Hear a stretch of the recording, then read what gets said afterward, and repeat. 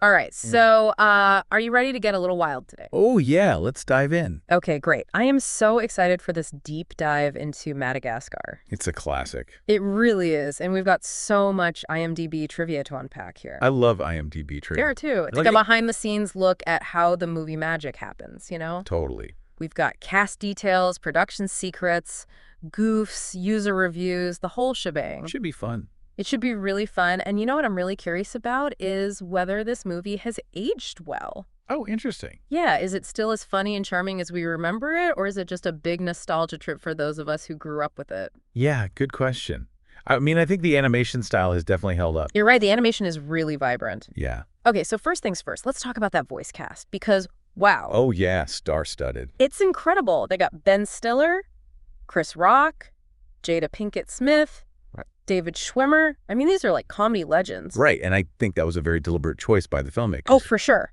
Similar to what they did with Shrek. Oh, yeah, bring in the big names to appeal to a wider audience. Exactly. Not just kids, but adults, too. Totally. Makes Yeah. sense from a marketing perspective. For sure. But what's funny is that sometimes it's the supporting characters that end up stealing the show. Yeah, that's true. Okay, speaking of supporting characters, get this.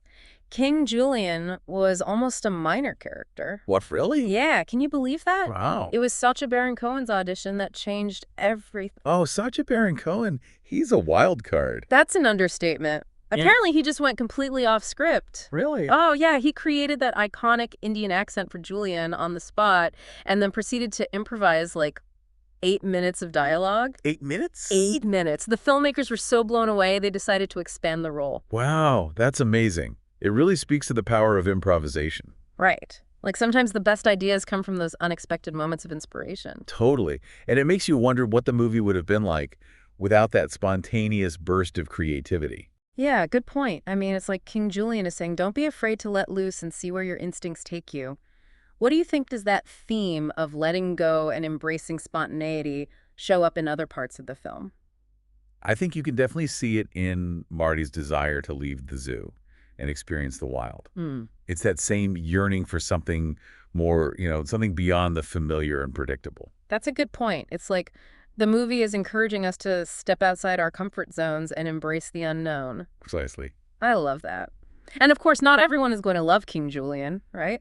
Some people find him hilarious while others might find him a bit much. Yeah, he's definitely a polarizing character. Totally. So what do you think? Does he add to the fun, or does his energy sometimes overshadow the other characters? That's a tough one. I think it really depends on your sense of humor. Okay, speaking of things that might divide opinions, did you see that goof in the trivia section about the pineapples? Oh, yeah. The pineapples growing on trees. Yes. Classic animation mistake. Right. In real life, they grow on the ground. I know, it's funny how those little details can slip through the cracks. Right. Like, do these little inaccuracies ever bother you, or can you just ignore them if the story is good? Honestly, I usually just go with the flow. I mean, if I'm enjoying the movie, I don't get too hung up on those little things. Yeah, that makes sense. Okay, but this pineapple thing, it just made me realize how many other details I've probably missed in movies. Have you ever spotted a goof like that and had it totally change how you saw a film? Oh, yeah, all the time. It's amazing what you can miss when you're not paying close attention. So true. So, okay, here's another interesting tidbit from the trivia. The UK version of Madagascar actually removed some of the stronger language to get a lower age rating. Oh, interesting. Yeah, but the international versions kept it all in. Huh. So different versions for different audiences. Exactly. And it makes you think about how cultural sensitivities can affect how a film is made, right? Like what might be considered totally fine in one country could be seen as inappropriate in another. Yeah, absolutely. Yeah. It's a reminder that there are different standards and values around the world. So true. It's all about perspective. All right, so speaking of different perspectives, let's dive into those user reviews. Ooh, the reviews. I love reading what people think. Me too. And it seems like people had some pretty strong opinions about Madagascar, both good and bad. Well, that's always interesting to see, where people loved it and where they thought it fell short. Exactly. So let's see what people are saying.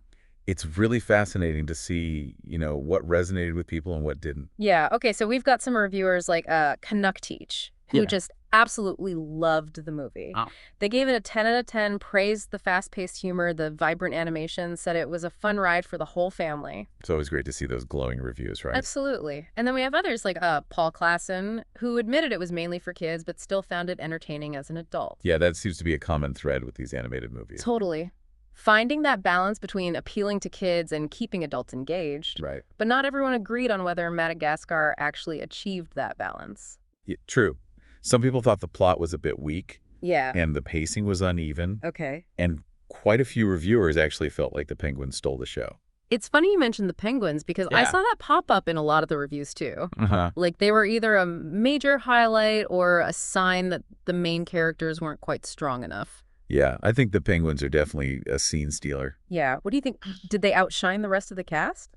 I mean, they're hilarious, right? Yeah. They're unpredictable, mischievous, always up to something. Yeah. They're definitely the wild card of the group. Exactly. And I think that contrast really works in their favor. Oh, how so? Well, because the main characters are going through all these, internal struggles. Right. And the penguins' antics kind of provide this comic relief from those heavier themes, the themes of identity and belonging that the film explores. That's a good point. And speaking of those heavier themes, I noticed there was a lot of debate in the reviews about the movie's main message. Oh, yeah. What did people think it was about? Well, some people said it was about friendship. Okay. Others said survival. Some even said embracing our wild side. Interesting. Yeah, it's not totally clear, is it? Not really. What stood out to you when you were reading through the reviews? Honestly, I was struck by how often the word wild popped up, but in such different contexts. Oh, that's interesting. Yeah, like some viewers saw it as this metaphor for freedom and self-discovery, Right. while others were more focused on the literal aspects of the wild, like the danger, Yeah. the unpredictability, the whole survival of the fittest thing. Yeah, it seems like the movie is intentionally playing with that duality, Yeah. leaving it open to interpretation. That's really cool. I like that. So it's like the movie is asking us, what does the wild mean to you? Right, exactly. Yeah. Is it about, breaking free from the confines of society? Right. Or is it something more primal, something that exists within us even when we're surrounded by civilization? And I think that's where the film gets really interesting because it doesn't offer any easy answers. No, it doesn't. It just presents these contrasting ideas, the allure of freedom versus the comfort of familiarity, the call of the wild versus the safety of the known, and it lets us grapple with them as viewers. Right. It's thought-provoking. Totally. And speaking of those contrasting ideas, I think it's really clever how the film uses Alex the lion to explore that inner conflict, Yeah. He's the one who's really struggling between his civilized self and his wild instincts. Right. He's torn between those two worlds. Yeah, do you remember that scene where he starts seeing Marty the zebra as a steak? Oh, yeah. That's a classic. It's played for laugh. Of course. But there's also something deeper there, something about the nature of instinct and desire. Absolutely. It's like the film is acknowledging that those primal urges are a part of who we are, even if we try to suppress them. Right. It's about accepting the full spectrum of our nature, the light and the shadow. Exactly. And then you have the penguins, Yeah. who have this completely carefree approach to life. They just embrace the chaos. Totally. They don't get bogged down by, all those existential questions that plague Alex. And then there are the lemurs who represent a different kind of wild altogether, right? Yeah, definitely. They're all about community celebration, living in harmony with nature. It's almost like a utopian vision of what the wild could be. I love that description. Yeah. You're right. It's not all about danger and survival for them. It's about connection and joy and living in the moment. So it makes you wonder if maybe that's the message the film is ultimately trying to convey. What do you mean? Well, that maybe there's a way to integrate our wild side with our civilized side, Yeah. Like find that sweet spot where we can be both free-spirited and responsible, spontaneous and grounded. That's a really interesting thought. And I think it ties back to what we were saying earlier about the film's open-ended nature. Oh, how so? Well, that doesn't give us a definitive answer, right? Right. It just invites us to consider the possibilities. Yeah. What would it look like for us to embrace our own wild in a way that feels authentic and fulfilling? That's a great question.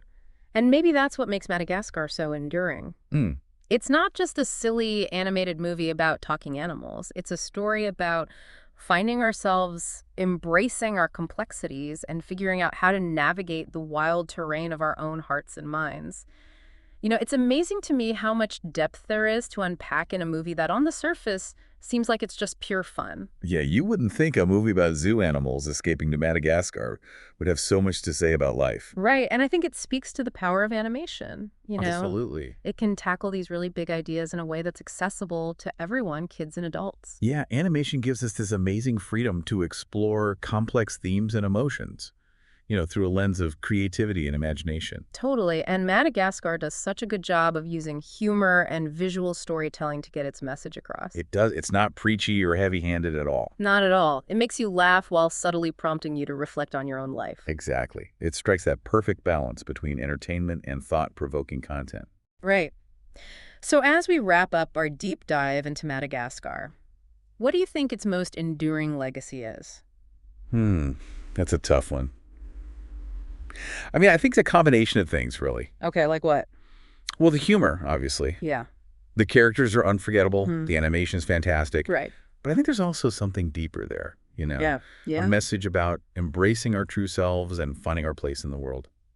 And that message is so relevant today, isn't it? Oh, absolutely. When so many of us feel lost and disconnected and unsure of who we are or what we're supposed to be doing. Yeah, it's like the movie is giving us permission to be a little wild, a little messy, a little different. I love that. So to bring it back to our listener, what do you hope they take away from this conversation?